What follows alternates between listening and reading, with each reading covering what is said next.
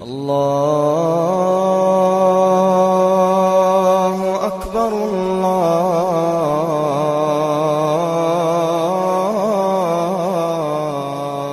اکبر۔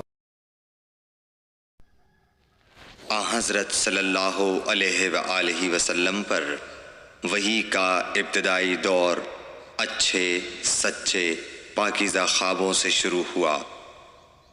آپ خواب میں جو کچھ دیکھتے وہ صبح کی روشنی کی طرح صحیح اور سچا ثابت ہوتا۔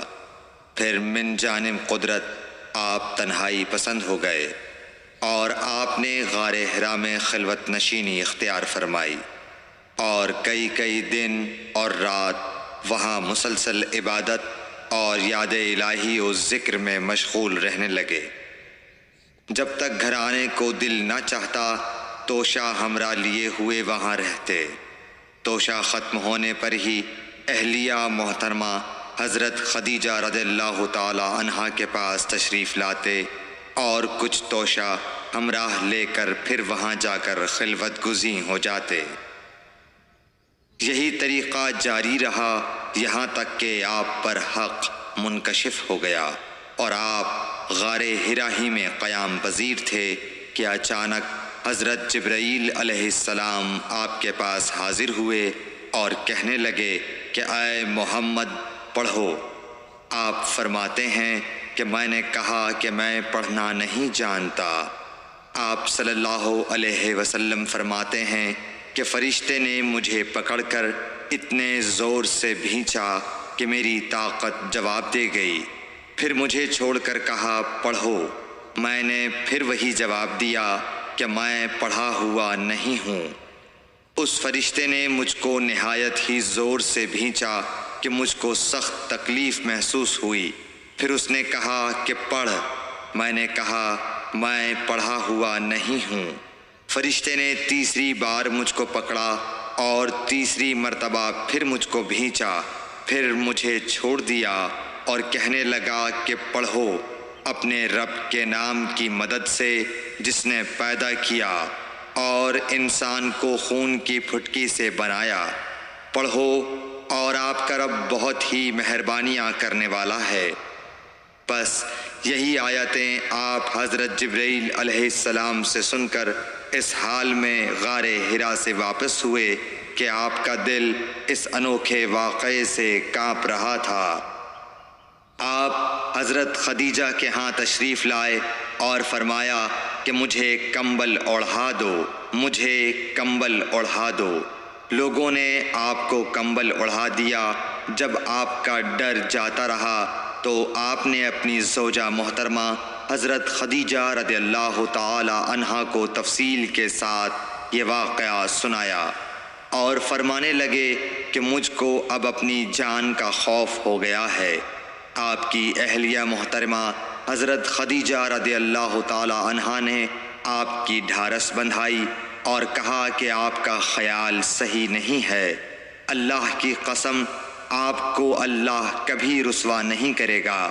آپ تو اخلاق فاضلہ کے مالک ہیں، آپ تو کنبہ پرور ہیں، بے کسوں کا بوجھ اپنے سر پر رکھتے ہیں، مفلسوں کے لیے آپ کماتے ہیں، مہمان نوازی میں آپ بے مثال ہیں اور مشکل وقت میں آپ امر حق کا ساتھ دیتے ہیں۔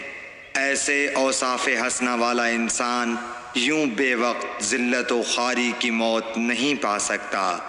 پھر مزید تسلی کے لیے حضرت خدیجہ رضی اللہ تعالی عنہا آپ کو ورقہ بن نوفل کے پاس لے گئیں جو ان کے چچا زاد بھائی تھے اور زمانہ جاہلیت میں نصرانی مذہب اختیار کر چکے تھے اور عبرانی زبان کے کاتب تھے۔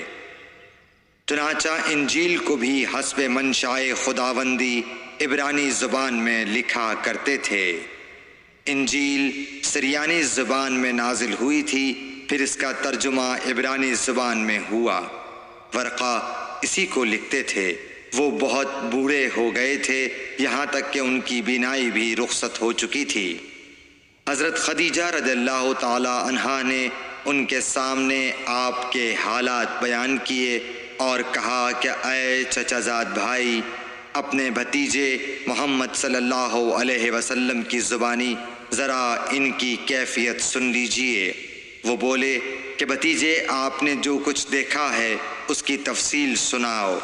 چنانچہ آپ صلی اللہ علیہ وآلہ وسلم نے از اول تا آخر پورا واقعہ سنایا، جسے سن کر ورقہ بے اختیار ہو کر بول اٹھے کہ یہ تو وہی ناموس معزز رازدان فرشتہ ہے جسے اللہ نے حضرت موسیٰ علیہ السلام پر وحی دے کر بھیجا تھا۔